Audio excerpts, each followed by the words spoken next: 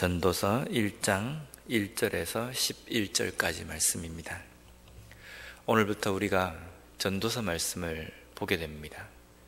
이 전도서의 저자는 솔로몬입니다. 근데 종교개혁 이후에 루터에 의해서 이 전도서가 솔로몬이 저자가 아닐 수도 있다라는 이유가 제기가 되었습니다.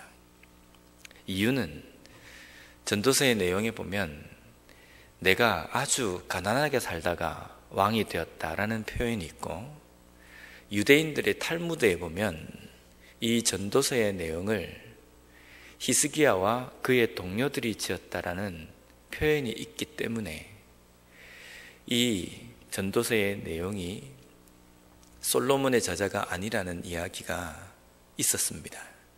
지금도 그런 이야기가 있습니다. 그런데 대부분의 이 전도서를 보는 신학자들과 또 개혁주의의 견해는 솔로몬일 수밖에 없다라고 이야기를 합니다. 이유는 여러 가지 정황들도 있지만 이 전도서를 지었다라고 추정되는 모든 사람들 중에 다윗의 아들이고 때로는 다윗의 후손이고 또 왕권과 또 부와 명예를 동시에 얻고 아주 휘황찬란한 모든 것을 겪고 그 겪은 가운데서 이런 말을 할 수 있는 사람은 솔로몬밖에 없다라고 생각하기 때문입니다. 그래서 지금은 전도서의 이 저자를 솔로몬으로 우리가 인정하고 그렇게 받아들입니다. 오늘 읽은 이 전도서의 말씀은 솔로몬이 지금까지 내가 권력도 잡아봤고 물질도 내가 많이 누려봤고 명예도 내가 아주 다 누릴 만큼 누려봤는데 그 누린 모든 시간들을 되돌아보니 이러이러하다라고 백성들에게 선포하는 내용입니다. 이 전도서는 솔로몬이 말년에 그가 자신의 삶을 회상하며 자신이 겪었던 여러 가지 삶을 바탕으로 하여서 하나님의 말씀에 대해서 백성들에게 선포하는 내용입니다. 그래서 이 전도서의 원래 원어적인 의미는 코헬렛이라고 회중 또는 모임, 그리고 그 모임 가운데서 말하는 자, 선포하는 자라는 그 뜻입니다. 우리가 이야기하듯이 전도하는 사람, 이런 의미가 아니라 많은 사람들에게 말씀을 선포하고 공포하는 자라는 그 뜻입니다. 그러니까 백성들을 모아놓고 그 가운데의 왕이 이 전도자인 솔로몬이 백성들에게 이 땅 가운데 살아가는 우리의 삶은 어떤 의미인가라는 것에 대해서 선포하는 내용입니다. 그 전도자가 2절에서 이렇게 전도서의 내용을 시작합니다. 전도자가 이르되 헛되고 헛되며 헛되니 모든 것이 헛되도다. 얼핏 읽으면 참 염세적인 것 같습니다. 세상 살 필요도 없고 세상에서 뭘 잡으려고 해도 안 되고 아무것도 필요가 없으니까 우리는 세상을 등지고 세상과 단절된 삶을 살아야 될 것만 같은 이야기인 것 같습니다. 근데 이 헛되다라는 이 원래 의미는 무의미하다라는 겁니다. 무가치하다는 겁니다. 우리에게 전혀 필요가 없다는 말이 아닙니다. 내가 아무리 이것을 가지려고 해도 다 가져지지도 않고 붙잡아질 수 없다는 겁니다. 그래서 욕심을 부리지 말라는 겁니다. 그것이 이 헛되다의 의미입니다.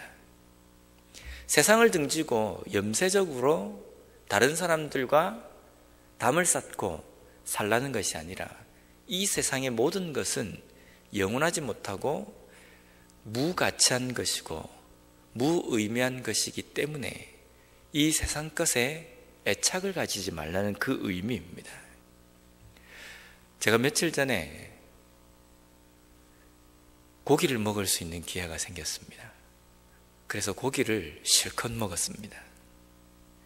고기를 먹으러 가기 전에는 야, 오늘 엄청 많이 먹을 수 있을 것 같다 라는 생각으로 갔는데요, 먹을 수 있는 양은, 한 끼 우리가 먹을 수 있는 양은 내가 가지고 있는 위의 크기에 비례하는 겁니다. 위의 크기가 조그마면 아무리 많이 먹고 싶어도 먹지 못합니다. 근데 그날 가서 고기를 먹는데 가기 전에는 상당히 많이 먹을 수 있을 것 같이 생각이 들었는데 막상 몇 점 먹으니까 배가 차는 겁니다. 배가 차니까 그렇게 먹고 싶던 고기가 앞에 있는데도 그렇게 먹으면서 즐겁지가 않은 겁니다. 그때부터는 의무적으로 먹어야 되겠다라는 생각이 들기도 하는 겁니다. 다 먹고 농담 삼아 제가 그런 이야기를 했습니다. 한 달 먹을 고기를 내가 다 먹은 것 같다. 근데 돌아오는 차 안에서 이런 생각이 드는 겁니다. 아, 그렇구나. 아무리 좋은 것, 아무리 내가 갈망하는 것도 한번 나에게 그것을 스쳐 지나가면 그것으로 족한 것인데, 우리는 뭔가 대단한 것, 뭔가 큰 것, 그것을 추구하면서 살아간다라고 생각이 드니까 나 자신이, 저 자신이 좀 이렇게 어리석어 보이는 겁니다. 물에다가 밥을 말아 먹어도 한 끼 먹으면 배가 부릅니다. 아주 맛있는 음식을 먹어도 한 끼 먹으면 족합니다. 맛있는 것 먹었다고 해서 한 하루를 굶어도 괜찮은 것도 아닙니다. 딱 한 끼입니다. 이 세상의 어떤 것도 영원하기 때문에 더 좋은 것을 추구해야 할 어떤 의미를 우리가 발견하지 못합니다. 이것이나 저것이나 더 좋은 것이나 좋지 못한 것이나 우리에게는 영원한 만족을 줄 수 없다는 겁니다. 그래서 전도자는 이 세상의 모든 것은 다 헛되고 헛되다라고 이야기합니다. 그리고 계속해서 전도자는 4절 말씀에 보면 한 세대는 가고 한 세대는 오되 땅은 영원히 있도다. 사람의 생명은 유한하다는 겁니다. 영원히 살지 못하다는 겁니다. 내가 영원한 것을 추구하고 완벽한 것을 추구하지만 우리 인생 자체가 유한한 것이기 때문에 우리 자체의 삶 자체도 무의미하다라는 표현입니다. 두 번째로, 우리의 삶에서는 영원히 우리에게 만족을 주는 것이 없다는 겁니다. 8절 말씀에 보면 모든 만물이 피곤하다는 것을 사람이 말로 다 할 수는 없나니 눈은 보아도 족함이 없고 귀는 들어도 가득 차지 아니하도다. 우리의 눈으로 보는 것들에 의해서 우리는 만족감을 가집니다. 근데 내가 정말 보고 싶다, 내가 어떤 것을 좀 구경하고 싶다라고 생각을 해도 막상 그것을 보면 우리의 눈으로 만족할 수 있는 전부를 채울 수는 없습니다. 내가 어떤 것을 함으로 인해서 내가 만족할 수 있을 것 같다라고 생각하는 것도 우리에게 완전한 만족을 주지는 못합니다. 보고 나면 다시 더 좋은 것을 보고 싶고, 듣고 나면 더 좋은 것을 듣고 싶고, 내가 어떤 일을 경험하면 더 좋은 것, 더 쇼킹한 것을 내가 경험하고 싶다라는 생각이 듭니다.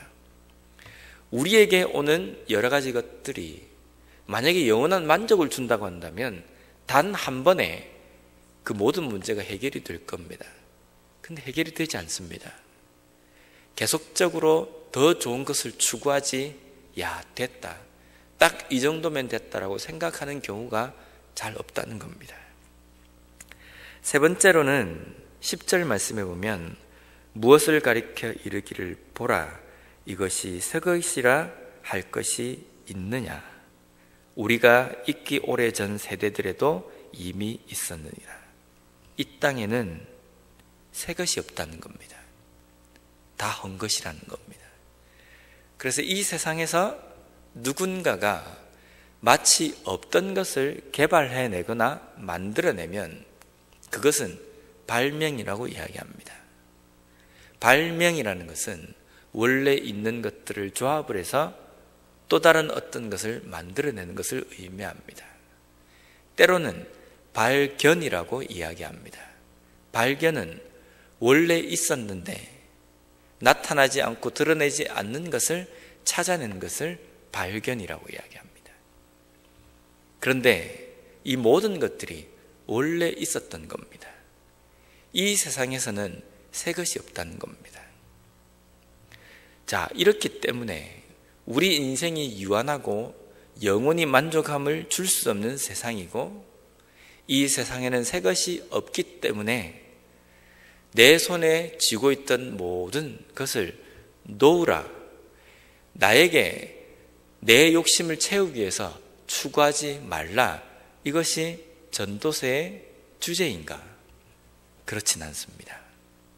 그렇기 때문에 우리가 이 세상의 모든 것을 다 내려놓아야 한다, 여기까지가 전도서에서 강조하는 주제가 아닙니다. 전도서의 주제는 영원히 살지 못하고 새 것이 없고 영원한 만족을 줄 수 없는 세상에 살아가는 나고, 이 세상이지만 이 세상 가운데 영원한 것이 있고 영원한 만족을 주는 것이 있으며 완전히 새 것을 만들어내시는 분이 계시다는 겁니다. 그게 누구십니까? 하나님입니다. 하나님은 우리에게 영원함을 주셨습니다. 이 땅에 육신을 입고 살아가는 우리는 유한한 존재이지만 우리에게 구원을 통해서, 예수 그리스도를 통해서 영원한 생명을 주셨습니다. 그것이 우리에게 주어진 기적과 같은 은혜입니다. 우리에게 영원한 만족을 주십니다. 육신의 몸을 입고 이 땅에 살아가는 동안에 우리에게 영원한 만족이 없습니다. 하지만 하나님은 말씀을 통해서 우리의 삶에 하나님만이 주실 수 있는 만족감을 주십니다. 하나님을 통해서 우리가 얻게 되는 그 만족감은 영원합니다. 때때로 우리가 이 땅의 삶을 살아가면서 우울감을 맛볼 때가 있습니다.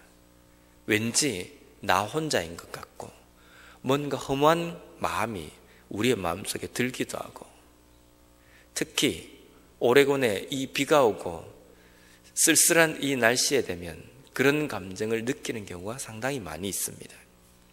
그럴 때 뭘 하면 내가 안 우울해질까? 맛있는 커피를 마시면 내 마음이 안 우울해질까? 맛있는 음식을 먹으면 내가 좀 더 마음이 기쁠까? 아니면 내가 좋아하는 영화를 보면 그렇게 될까? 여행을 다니면 그렇게 될까? 우리가 나름대로 그런 방법을 찾습니다. 그런데 그 모든 것도 그걸 할 그 당시만 효과가 있지, 그것을 하지 않고 시간이 조금 지나면 다시 원래대로 우리의 마음속에 그런 마음이 들 때가 있습니다. 그런데 그런 마음이 들 때에 말씀으로 돌아가고 하나님 앞에 우리가 돌아가서 그 문제를 내려놓고 기도하면 하나님께서 우리에게 세상에서 맛볼 수 없는 어떤 만족감을 주십니다. 기쁨을 주십니다. 그것을 우리는 신앙을 통해서 경험합니다. 문제는 우리가 그런 문제가 생길 때에 이 효과적이고 확실한 방법을 바로 찾지를 못합니다.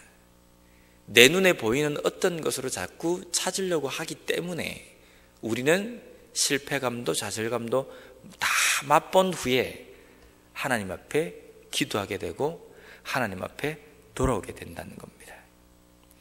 이것을 솔로몬은 백성들에게, 또 이 말씀을 읽고 있는 우리들에게 말씀하고 해주고자 원하는 교훈입니다.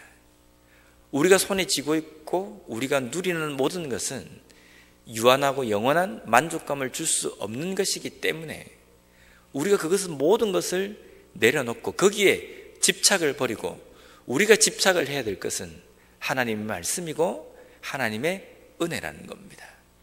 하나님께서 우리와 함께 하신다는 그 믿음을 붙들 때에 우리는 영원한 생명을 맛보게 되고 영원한 만족감을 우리가 누릴 수 있다는 겁니다.